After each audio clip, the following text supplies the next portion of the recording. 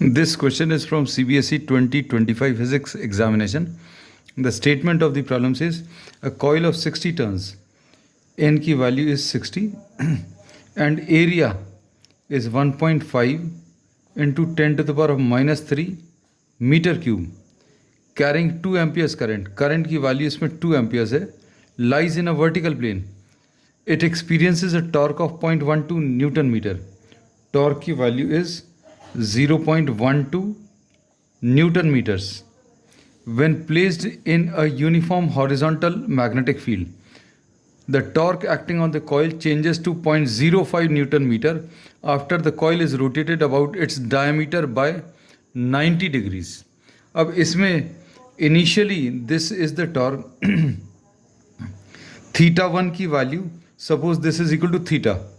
अब इन्होंने बोला है second situation में when this is rotated by 90 degrees, the torque becomes 0.05 Newton meters.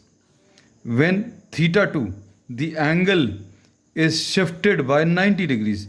तो ये थीटा था पहले, angle between area and magnetic field.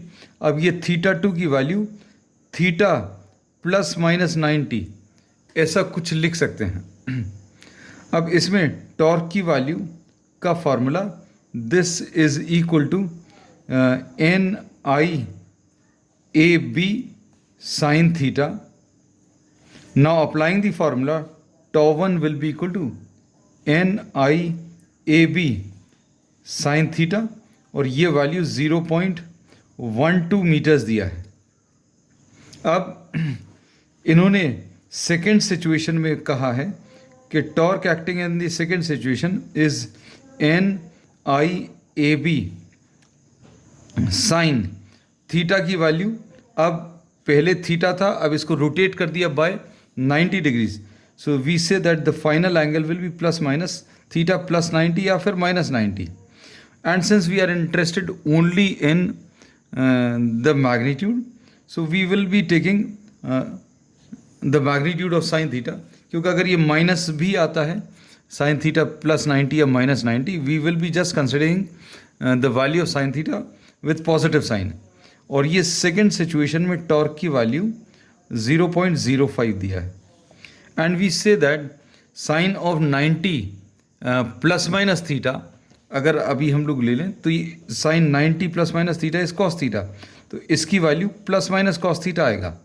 But since this is inside the magnitude, we say that torque, क्योंकि minus sine का और कोई कहीं पर यूज नहीं होना, so we are dropping the minus sign. If we get N I A B cos theta, theta plus minus 90 का sine, this will be cos theta and this is 0.05.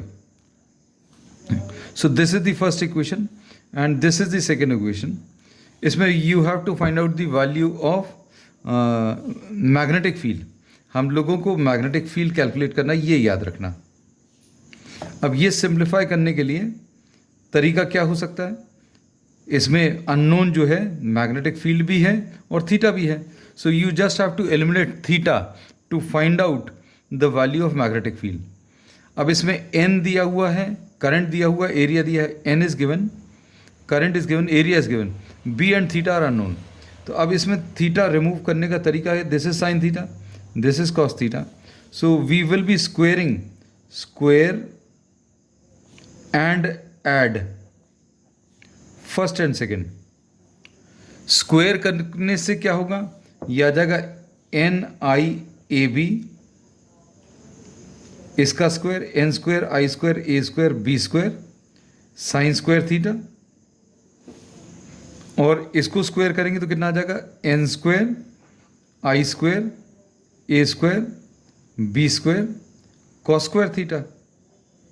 और इनको स्क्वायर करेंगे तो ये कितना आ जाएगा 0.12 स्क्वायर प्लस 0.05 स्क्वायर. अब इसमें N I A B whole square अंदर है sine square theta plus cos square theta.